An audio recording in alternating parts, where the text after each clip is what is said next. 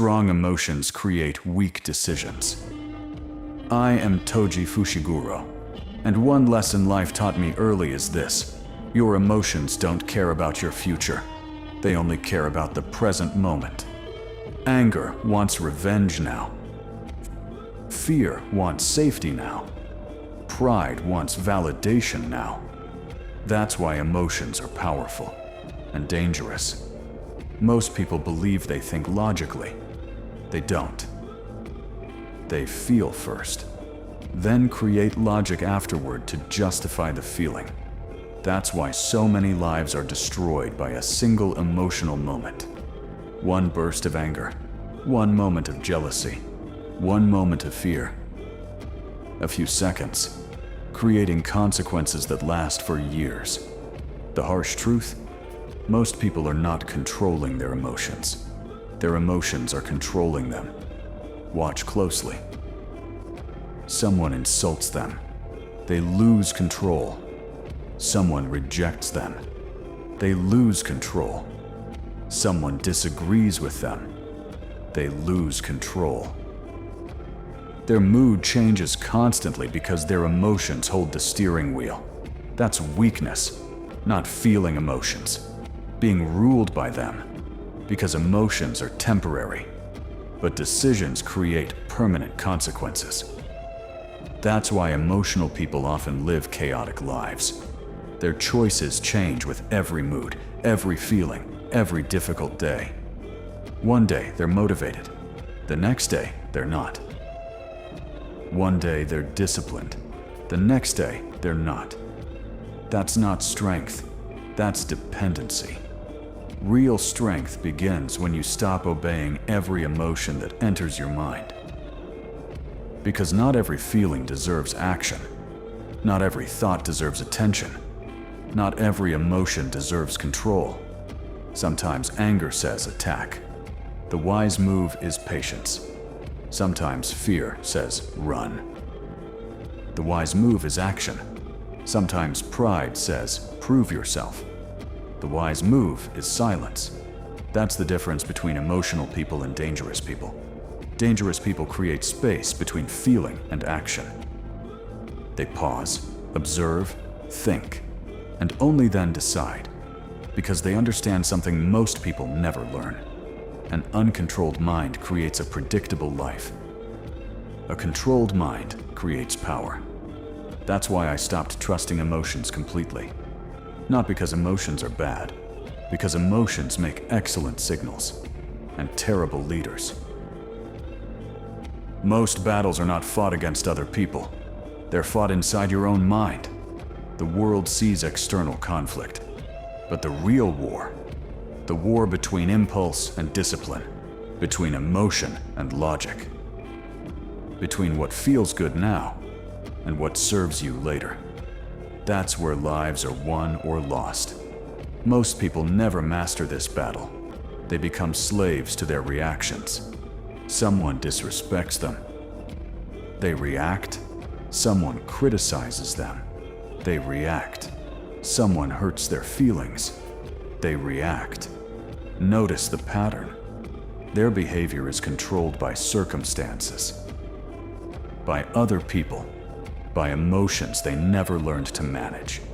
That's not freedom, that's dependency. Because if someone can control your emotions, they can control your actions. And if they can control your actions, they can influence your future. That's why emotional control is power. Not because it makes you cold, because it makes you deliberate. The strongest people aren't emotionless. They simply refuse to let emotions make decisions for them. They feel anger, but choose patience. Feel fear, but choose courage. Feel doubt, but choose action. That's self-mastery. And self-mastery is rare, because emotions are persuasive. They make temporary feelings feel permanent. They make small problems feel catastrophic. They make impulsive decisions feel justified. That's why people send messages they regret, start fights they didn't need, quit dreams they should have continued, all because they acted during an emotional storm. But storms pass. That's the lesson. Every emotion fades eventually. Anger fades, fear fades, embarrassment fades. Yet the consequences of emotional decisions can remain for years. That's why discipline matters more than mood. Because moods change, principles don't. The people who become dangerous mentally understand this. They stop asking, "How do I feel today?" and start asking, "What needs to be done today?" That mindset changes everything. Now, progress isn't dependent on motivation. Success isn't dependent on emotion. Growth isn't dependent on comfort.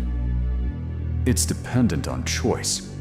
And the person who learns to choose logic over impulse, discipline over emotion, purpose over reaction, becomes incredibly difficult to stop. So now, you understand the truth about power. Power is not physical strength. Power is self-control. Because what destroys most people isn't their enemies. It's their inability to control themselves. Their anger destroys relationships. Their fear destroys opportunities. Their pride destroys growth. Their impulses destroy their future. And the worst part? They often blame circumstances afterward. But the damage was already done. That's why emotional control is one of the rarest forms of strength. Not because it's easy, because it requires awareness, the ability to observe your emotions without becoming them, the ability to feel anger without surrendering to it, the ability to feel fear without obeying it, the ability to feel pain without allowing it to control your decisions. That's real discipline. Most people think freedom means doing whatever they feel like doing.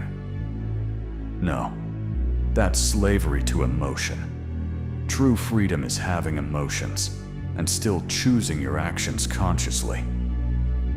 That's self-mastery, because emotions are temporary visitors. But character stays, principles stay, discipline stays. That's why wise people don't build their lives around feelings. They build their lives around values. Values keep you moving when motivation disappears. Values keep you focused when emotions become chaotic. Values keep you disciplined when comfort becomes tempting. That's how strong minds are built. Not through avoiding emotion, through understanding it, managing it, controlling it. The strongest people in the room are often the calmest. Not because they feel less, because they control more. They understand something most people never learn. Every emotional reaction gives away power. Every controlled response creates power. That's why silence can be stronger than anger. Patience stronger than revenge. Discipline stronger than motivation. The person who masters their emotions eventually masters their life. So next time anger appears, pause. Next time fear appears, observe. Next time pride appears, question it. Because every emotion is asking for control, and every time you refuse to surrender that control, you become stronger. Not physically, mentally. And mental strength is what survives when everything else falls apart. Who is stronger? The person who defeats others? Or the person who can defeat their own anger, fear, and impulses? Comment. Feel less. Think more.